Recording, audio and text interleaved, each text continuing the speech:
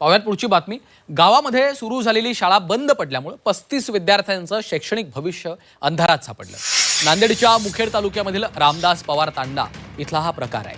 हा भाग बंजारा बहुल भाग आहे आणि त्यामुळे अनेक तांडे या भागात आहेत। या ठिकाणी प्राथमिक शाळा सुरू करावी यासाठी ग्रामस्थांनी पुढाकार घेतला आणि त्यानंतर 2017 साली रामदास पवार तांडा इथं शाळा सुरू करण्यात आली होती। पवार यांनी दान दिलेल्या जागेत सभामंडपातच ही शाळा सुरू होती आणि या ठिकाणाहून परिस्थितीचा आढावा घेतलेला आहे आमचे प्रतिनिधी सतीश मोहिते यांनी। AI क्रांतीचा सध्या बोलबाला आहे। असं असलं तरी दुसरीकडे ग्रामीण भारतात मात्र अजूनही अ ई आणि ABCD शिकण्याची सुद्धा भ्रांत आहे।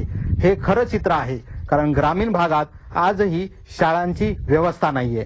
मी आहे सध्या मुखेड तालुक्यातील रामदास तांडा या गावामध्ये। या गावामध्ये 2017 साली गावकऱ्यांच्या मागणीनंतर एक तात्पुरती शाळा सुरू करण्यात आली होती।